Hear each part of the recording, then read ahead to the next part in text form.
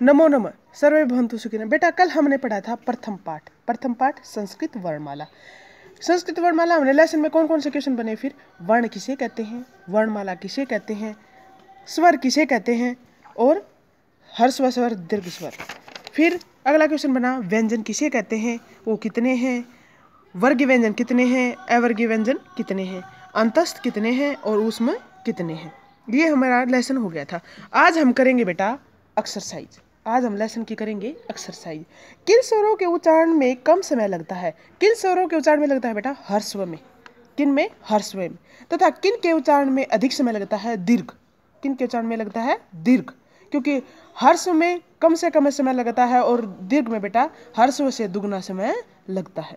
स्वर वर्णों तथा व्यंजन वर्णों का शुद्ध उच्चारण करें। बेटा जो हमने पढ़े थे स्वर और व्यंजन, इनका हम शुद्ध उच्चारण करेंगे। स्वर वर्ण कितने हैं, स्वर वर्ण बेटा संस्कृत में 13 है और 13 को संस्कृत में क्या कहते हैं, त्रयोदश। 13 को क्या कहते हैं, त्रयोदश। व्यंजनों के कितने वर्ग है, पांच और संस्कृत में 5 का क्या बन जाएगा, पंच। क वर्ग अथवा च वर्ग में कौन कौन से वर्ण हैं, क ख ग घ ङ च छ, जैसे कि हमारे लेसन में दिया हुआ है। क वर्ग में क ख ग घ ङ, च वर्ग में च छ ज झ य। अगला हो जाएगा बेटा किसी चार्ट पेपर पर स्वर वर्णों तथा व्यंजन वर्णों को लिखो। हमने चार्ट पेपर पर नहीं लिखने हैं, हमने ये नोटबुक में लिखने हैं। ये स्वर और ये व्यंजन और ये व्यंजन हमने नोटबुक में ही लिखने हैं। आगे है बेटा ता वर्ग। ता वर्ग को तो थ फिर बीच में रिक्त स्थान है तो क्या आ जाएगा द, तो थ द ध न। क वर्ग में क ख ग घ ग। हर्स्व स्वर, हर्स्व स्वर कौन कौन से होते हैं बेटा, ए ई उ री री। हर्स्व स्वर कौन कौन से होते हैं, है ए ई उ री री। तो हर्स्व स्वर में ए के बाद क्या आएगा, छोटी ई, और री के बाद क्या आएगा, री। फिर दीर्घ स्वर में बेटा आ ई री ए ऐ ओ औ, ये कौन से होते हैं, दीर्घ स्वर में। तो आ के बाद क्या आएगा, बड़ी ई, उ के बाद डबल री, ए के बाद ऐ, ओ के बाद औ। फिर आगे बेटा ये अंतस्थ, हमने अंतस्थ भी पढ़ा है, अंतस्थ था य र ल, फिर क्या आ जाएगा व।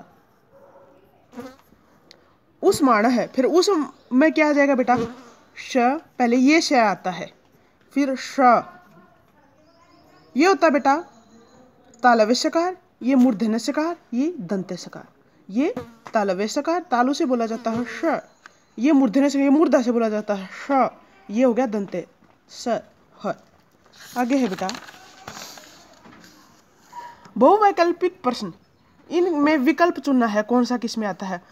क कस्य वर्गस्य वर्ण अस्ति, क ग कस्य वर्गस्य वर्ण अस्ति, ग किस वर्ग का वर्ण है, ग किस वर्ग का वर्ण है। ग किसका है बेटा, क ख ग, तो क वाली लाइन में आता ना, तो क किस वर्ग का हो गया, क वर्गस्य।